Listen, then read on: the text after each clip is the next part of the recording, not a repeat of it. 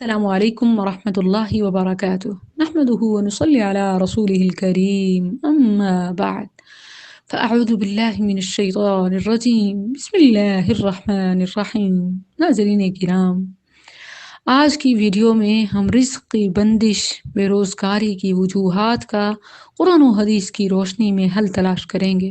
ناظرین، اگر غور کریں تو آپ کو اندازہ ہوگا انسان کے علاوہ باقی جتنی بھی مخلوق ہے، جنگل کے جانور، آبی مخلوق، چرند پرند یا کوئی اور مخلوق بھی، سب کے سب اللہ کی تسبیح کرتے ہیں اور اسی سے رزق بھی پاتے ہیں۔ کبھی کوئی بھوکا سویا نہیں، کبھی کوئی بھوک سے مرا نہیں، وہ سب ایک فارمولے پر جمع ہیں، اور وہ فارمولہ اللہ کی تسبیح ہے۔ یسبح للہ ما فی السماوات وما فی الارض، سبح للہ ما فی السماوات والارض۔ جبکہ حضرت انسان کو دیکھیں جو باقی تمام مخلوق میں سب سے زیادہ عقل مند ہے، مگر اللہ کی تسبیح کو چھوڑ کر خود رزق کے پیچھے بھاگ رہا ہے۔ باقی مخلوق جو انسان سے عقل میں بھی، سمجھ بوجھ میں بھی، صلاحیتوں میں بھی کم ہے، وہ یہ جانتی ہے کہ ہمارے ذمے رب کی تسبیح ہے، رزاق رزق خود دے گا، مگر انسان اتنا سب کچھ ہونے کے باوجود بھی وہ یہ سمجھ بیٹھا ہے، اس دھوکے میں آ گیا ہے کہ شاید میں جتنی محنت کروں گا اتنا امیر سے امیر تر ہو جاؤں گا۔ وہ یہ بھول بیٹھا ہے کہ یہ رزق کا شارٹ کٹ نہیں، بلکہ رزق کا شارٹ کٹ تو رب کی رضا ہے۔ انسان کے ذمے رب کو راضی کرنا ہے، اللہ کے ذمے ہے رزق، انسان کے ذمے اپنے رب کی رضا ہے، رب کی عبادت ہے۔ آپ دیکھیں کہ ابھی بچہ مادر رحم میں ہوتا ہے، اس کا رزق لکھ دیا جاتا ہے۔ صحیح حدیث کے مطابق رزق اور موت انسان کے پیچھے بھاگتے ہیں۔ انسان کو بھاگنے کی ضرورت نہیں ہے، انسان کو صرف خالی پیٹ گھر سے نکلنا ہے، کوشش کرنی ہے، اسباب وہ خود بنائے گا، اس کے نصیب کا رزق خود اس کے پاس آئے گا۔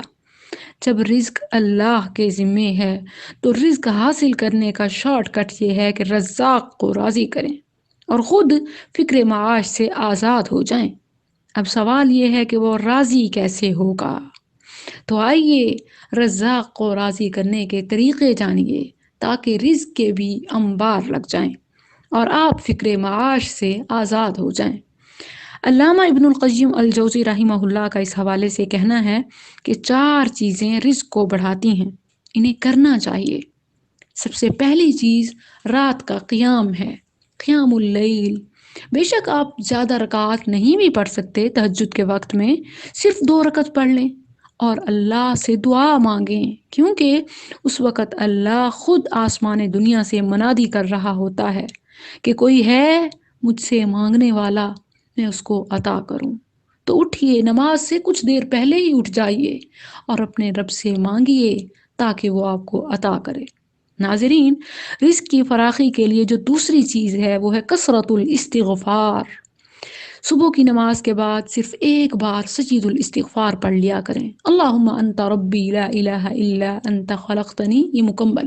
اور اسی طرح مغرب کی نماز کے بعد بھی ایک بار یہ سجید الاستغفار پڑھ لیا کریں۔ اور اس کے علاوہ جب بھی یاد آئے استغفر اللہ پڑھ لیا کریں۔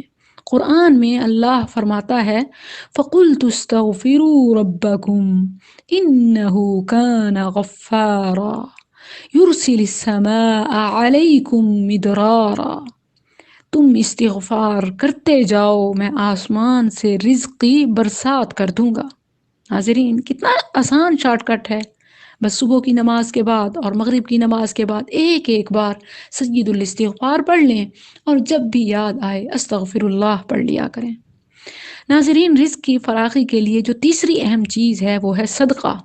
عام مثال ہے کہ پیسہ پیسے کو کماتا ہے، غریب بھی اگر 1 روپیہ بھی اللہ کی راہ میں دیتا ہے تو اللہ کا وعدہ ہے کہ وہ 1 کے بدلے میں دنیا میں 100 دے گا۔ سورہ بقرہ کی مثال پر غور کیجئے، کَمَثَلِ حَبَّةٍ أَنبَتَتْ 7 سَنَابِلَ فِي كُلِّ سُنبُلَةٍ 100 حَبَّةٍ۔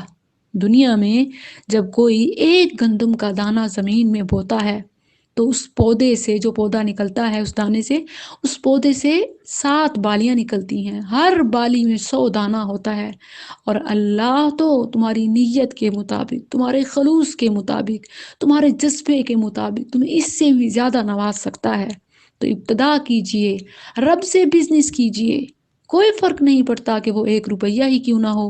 حالات تنگ ہوں تو اور زیادہ ضرورت ہو جاتی ہے، کیونکہ یہ کاروبار ایسی جگہ ہو رہا ہے جہاں نقصان کے چانسز 0 ہیں اور منافع 100% گارنٹیڈ ہے۔ ناظرین، رزق میں فراخی کے لیے جو سب سے آخری چیز ہے وہ ہے کہ فجر اور مغرب کے بعد کے اذکار لازمی کرنے چاہیے۔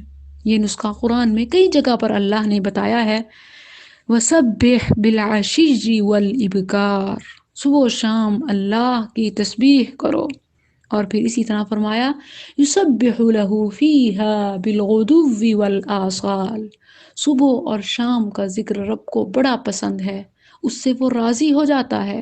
آپ رب کو راضی کرتے جائیں، فکر معاش سے آزاد ہو جائیں۔ السلام علیکم ورحمۃ اللہ۔